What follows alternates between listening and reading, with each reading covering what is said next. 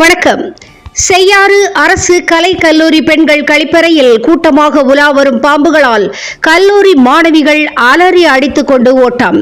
திருவண்ணாமலை மாவட்டம் செய்யாறு ஆற்காடு சாலையில் இயங்கி வருகிறது அறிஞர் அண்ணா அரசு கலை கல்லூரி. கல்லூரியில் 8500 மாணவ மாணவிகள் கல்வி பயின்று வருகின்றார்கள்.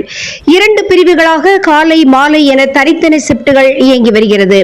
இக்கல்லூரியில் பெண்களுக்கு என தனியாக கழிப்பறைகள் இருந்தும் 4500 மாணவிகள் பயின்று வரும் கல்லூரியில் போதுமான கழிப்பறைகள் சுகாதாரமற்ற பராமரிப்பு இல்லாமல் காணப்படுகிறது.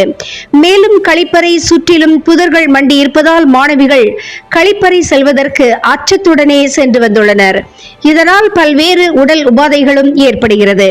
இந்த நிலையில் அரசு கலை கல்லூரி முதல்வர் அறை அருகே உள்ள பெண்கள் கழிப்பறையில் கடந்த சில நாட்களாக பாம்புகள் கூட்டமாக காணப்பட்டதால் கல்லூரி மாணவிகள் அலறி அடித்துக் கொண்டு ஓடியுள்ளார்கள். இப்பாம்புகளை கல்லூரி மாணவி ஒருவர் தனது செல்போனில் வீடியோ எடுத்து சமூக வலைத்தளங்களில் அனுப்பியுள்ளார். இதனால் கழிப்பறையில் பாம்பு உலா வரும் வீடியோ சமூக வலைத்தளங்களில் வைரலாக பரவி வருகிறது என்பது குறிப்பிடத்தக்கது. இதனைத் தொடர்ந்து கல்லூரி நிர்வாகம் சார்பில் இந்த கழிப்பறையில் பாம்புகள் உலா வருவதால் இந்த கழிப்பறையை பயன்படுத்த வேண்டாம் என்று எழுதி கழிப்பறை சுவற்றில் ஒட்டியுள்ளார்கள்.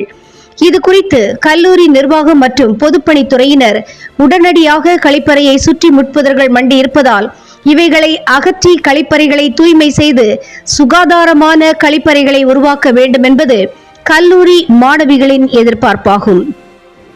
மேலும் போதுமான தூய்மை பணியாளர்களை நியமித்து கழிப்பறைகளை பராமரிக்க வேண்டும் எனவும் கோரிக்கை வைத்துள்ளனர்.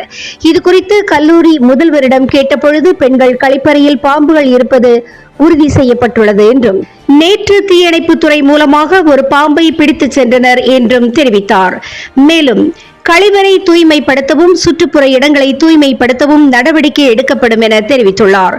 சுமார் 8500 மாணவ மாணவிகள் பயின்று வரும் அரசு கலை கல்லூரி பெண்கள் கழிப்பறைக்குள் பாம்புகள் கூட்டமாக திரியும் வீடியோ சமூக வலைத்தளங்களில் பரவியதால் பெற்றோர்கள் அதிர்ச்சியடைந்துள்ளனர்.